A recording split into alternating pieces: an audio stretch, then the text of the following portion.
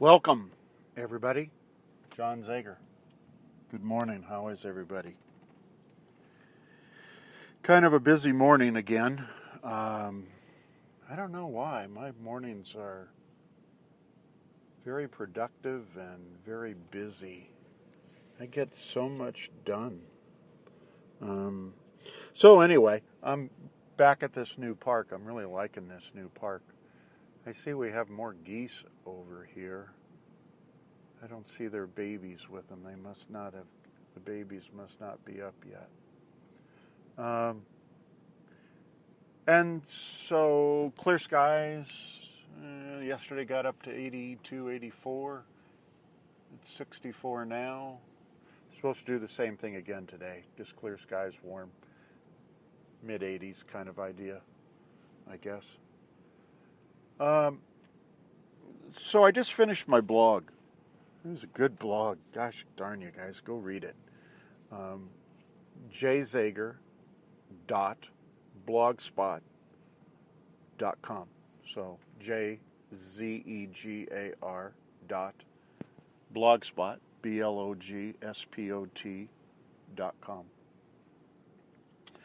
I think I titled it Rich People, Poor People, which is what I want to talk about today. Rich people, poor people. I've been doing some research on why do some people get wealthy and other people struggle and never seem to acquire wealth. And I've been studying that. I've been studying that really hard. Trying to figure it out. And there are some similarities. And I want to talk about that today. It all leads to an end conclusion that I have regarding us and our health. So please stick around. It's all carefully choreographed. No, it all makes sense is what I'm trying to say. And you'll enjoy it. So, rich people, poor people. Why do the rich get richer and the poor get poor? Well, here's one of the main things. And again, I did go find that book, Rich Dads, Poor Dads. Here's the thing that was really interesting is that a rich person will see something he or she wants. I remember in the old days, this is a sidebar, I remember in the old days English language taught in high school and college and growing up. He,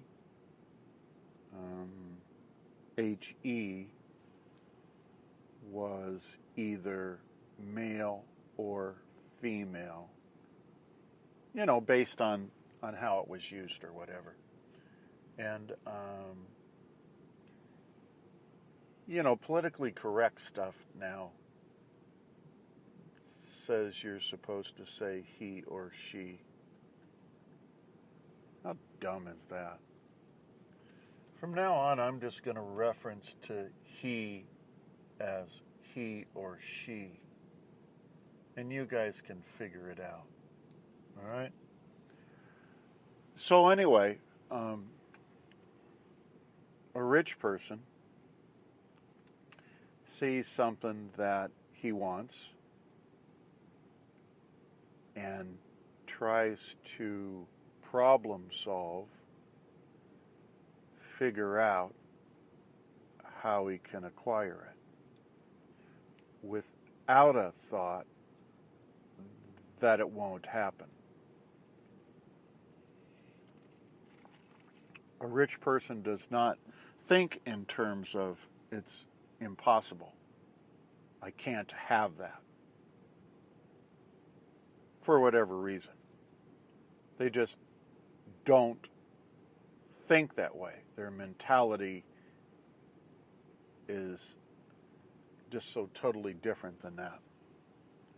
And so it doesn't matter if it's a specific car or house or getting their son or daughter to whatever school or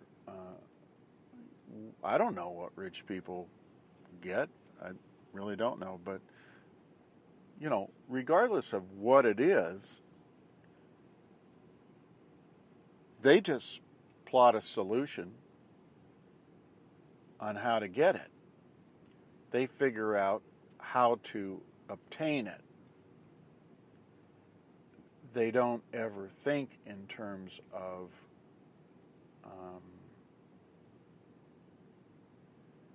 it's not possible.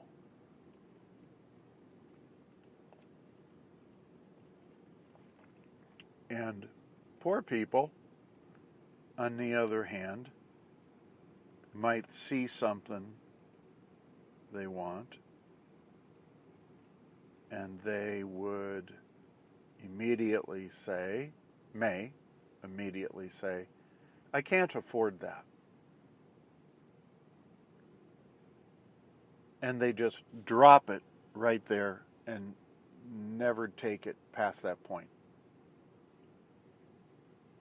It's just not a possibility. They don't have enough money to afford what it is they would like. I don't know if that's if that's a car or a house or trying to get their kid into a particular school or what have you. I don't know, but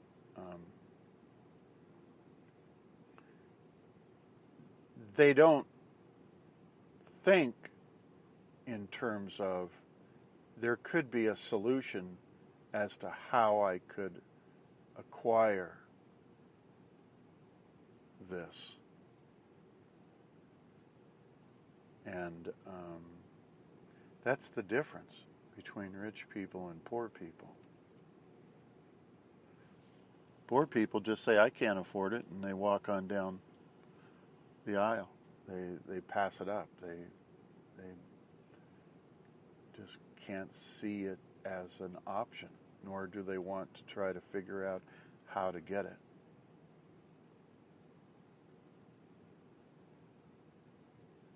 And rich people, without a doubt, just automatically assume it's theirs. And let's see, what do we have to do to make that happen? Make sense? So it's kind of similar, I guess, in a lot of different ways with health and how we live our lives in a program. And we have choices.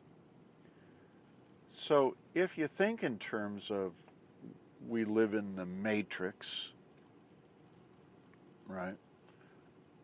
We live in a program. We are being told from our beliefs and our perceptions that this is the way that is, that's the way this is. And we just always follow our program and live in the matrix or live down the rabbit hole, so to speak, right? That's where the majority of people are. I saw a guy this morning at the coffee shop, elderly guy. For some reason, I was drawn to him to say good morning. I have no idea. I tried to walk by him, but I was drawn back, and I just said good morning. And, how are you? And he looked up at me and mumbled something and made some remarks, and they were an answer to my question, and then put his head back down to drink his coffee. I asked him you know, you're retired. What did you do for a career? And he didn't say, no, he did say, he worked in building roads, I think it was, and said that the last 12 years, which has been since he's retired, he has worked at Walmart and then put his head back down. And at that point, you know, I just politely said, well, good morning, hope you have a good day, and I walked on back to where I kind of hang out and sit. I like to sit on this outside patio in the morning and drink my coffee. Decaf, you guys, decaf. How sad. He looked sad. His body posture was sad. He looked dejected. He looked like he had given up.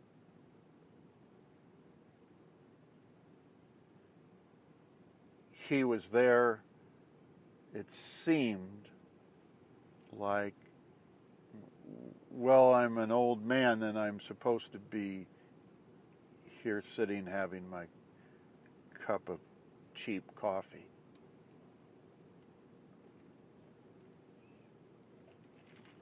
How sad.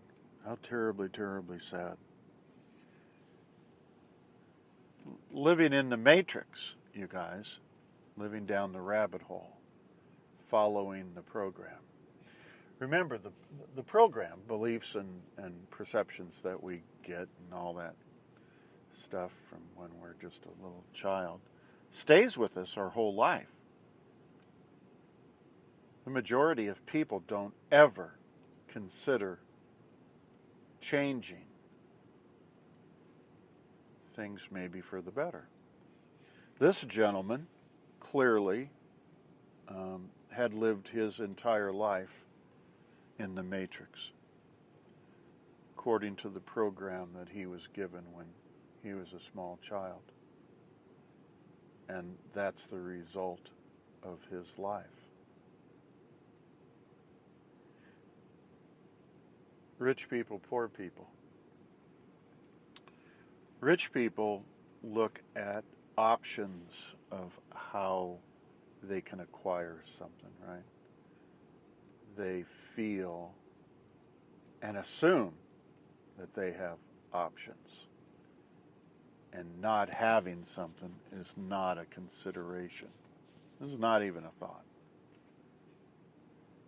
This gentleman, I don't know, pretty much his whole life, I would guess, he never probably had the thought that there's an option or that there could be another course of action he could take that would better his life. I don't know, just from an emotional standpoint, maybe he might have had a little better life.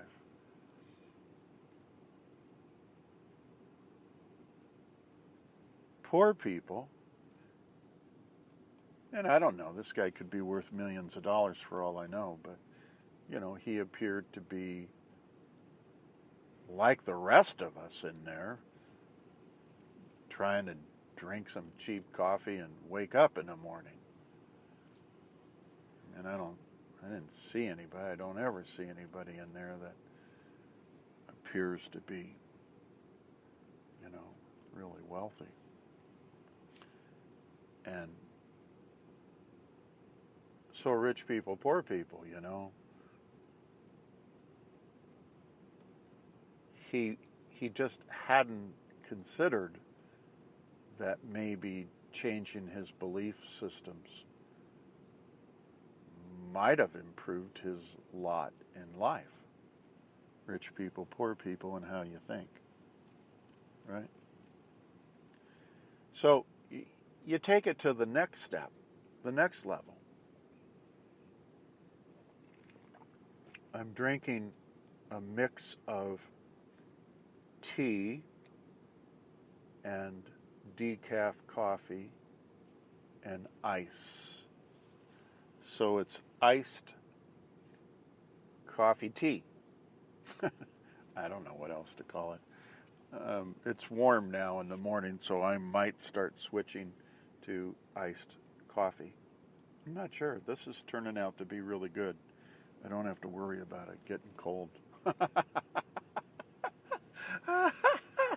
That was really funny. So anyway, health, self-healing. The difference between how rich people, poor people think.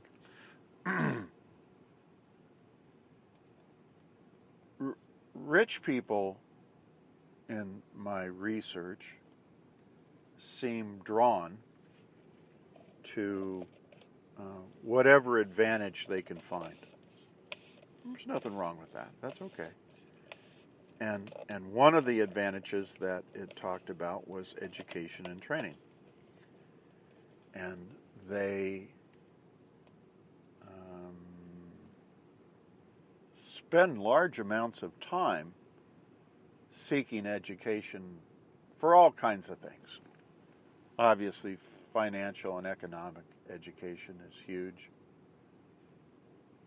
How to maintain their wealth and grow it, and looking at the options and what they can do to enhance that possibility, rather than saying the poor people are not looking for necessarily the education on finances and economic situations, and they're resolved to, this is what I've got, and that's it. I'm hoping to maybe pay for my house before I die, or pay off the car in the next, 10 years, whatever it takes to pay off a car, I don't know. Rich people, if they are on the internet, it went on to say, we'll look at a variety of topics.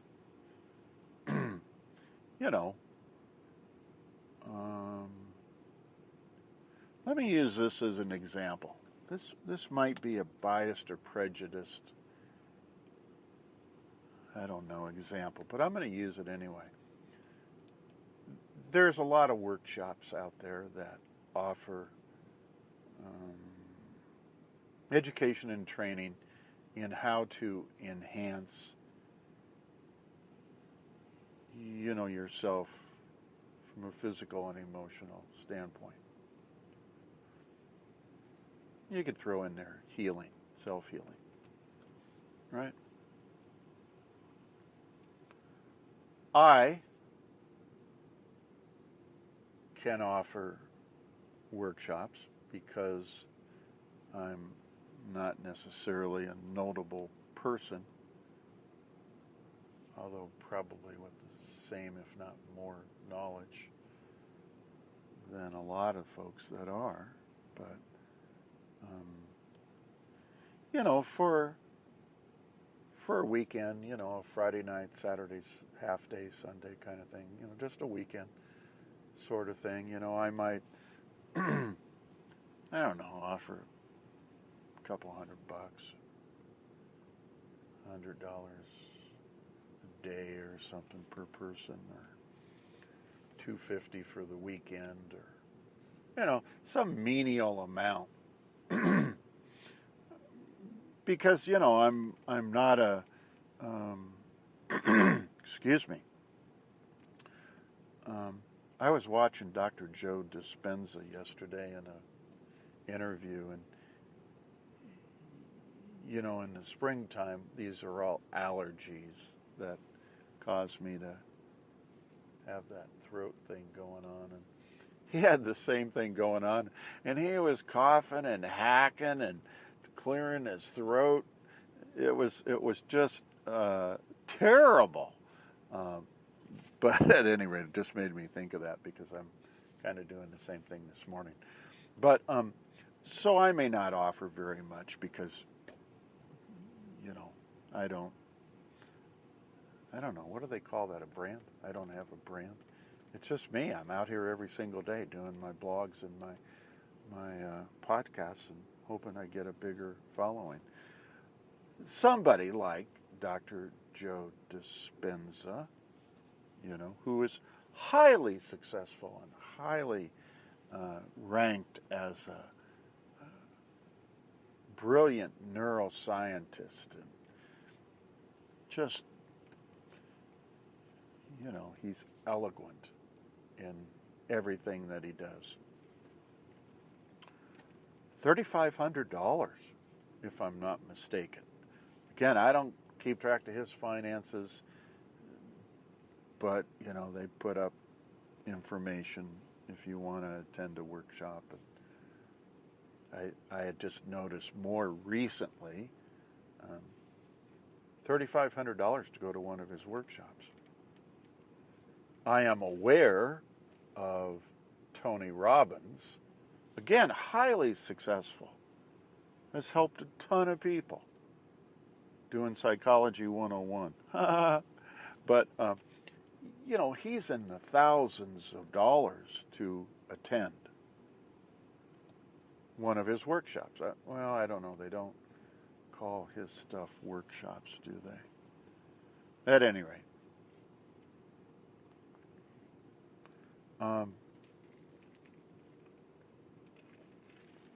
Rich people, poor people. So rich people will find things out there, maybe around healing, self-healing, and they can afford to go to it. They'll just figure out a way on, it's let's say it's $3,500. I mean, seems like a lot of wealthy people end up, or they save up their money or whatever, and they go to, Dr. Joe's workshops or Tony's workshops. It's pretty apparent that, it's kind of affluent sort of people.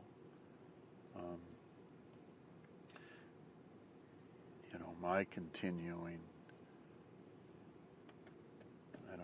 thing I keep talking about is I keep applying for a workshop even when they were just a few $100s and they won't let me in.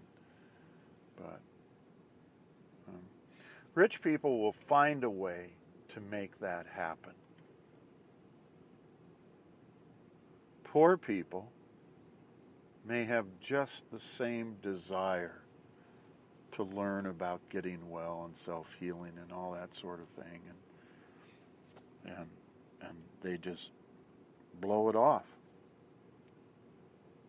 They get to attend whatever YouTube has with Dr. Joe or Tony that given day for free, and hope that they can acquire some knowledge that will enhance their lives.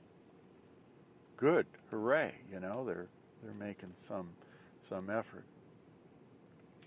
So the takeaway, I guess, is where I'm going with this whole thing. The takeaway is, our mentality and the difference between how the rich think and the poor think, and maybe we need to. And I say this sincerely in defense of Tony and Joe, and in defense of poor people, regular people that don't have millions of dollars to just throw away to go here, there, and anywhere. We need to change our mentality, you guys. I put myself in the category of the regular people. I'm the furthest thing from being wealthy. I have actually no money, probably. We need to change our mentality to how can I make that happen? How can I get that? Now, it doesn't mean we go out to the store and we go shopping and we look for stuff, just to have stuff. But there are certain things we may need that we ought to have a different mentality about getting. Example. How do I learn about this self-healing thing? Well, number one, if you've listened to my podcasts and read my blogs for the past year, it's all right there. I mean, there's your week-long workshop for free. You know, just sit yourself down and listen to hour after hour after hour and get a pencil and paper and write it all down, and eventually you'll have all the answers. 2, put money aside.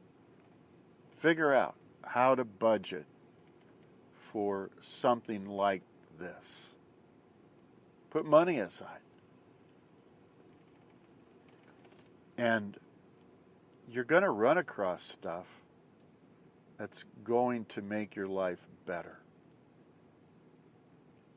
It's going to improve the quality of your life, the quality of your health, emotionally and physically. Hey, here's all the baby geese coming out. Wow, they were hidden down over there. Boy, there's a bunch of them too. Sorry. But we need to get the mentality in our mind as to how we can make that happen. How can we make that happen? How can we not live in the matrix? How can we not live down the rabbit hole? How can we change those beliefs and perceptions? How can we reprogram ourselves for a better life? Now, a lot of those things I just mentioned are not things that you have to go out and buy. But there's a lot of people who just poo-poo them, and it's like the guy in the cafe this morning, you know, that's my lot, that's my life, that's just the way it is. Why would I even think of something better?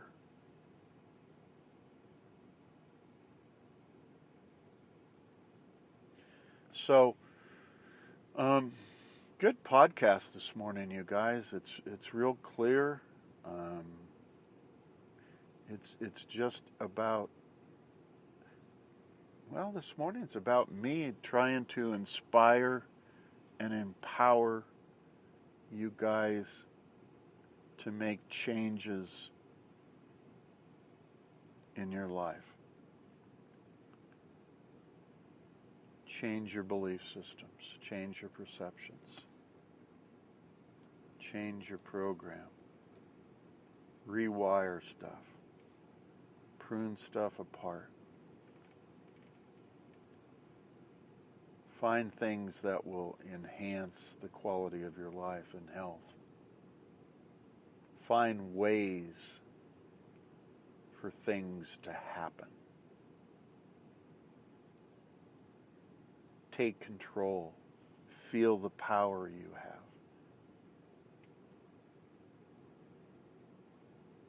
You have incredible, incredible power. Rich people know that. Poor people don't.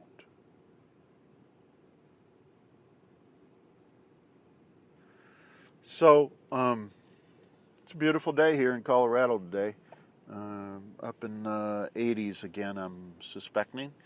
So it's going to be fun. I've got a busy day ahead of me, and I hope you guys have a lot planned and have a good day as well. So God bless everybody. Take care of one another, and I look forward to talking to you all again real soon. See you. Bye.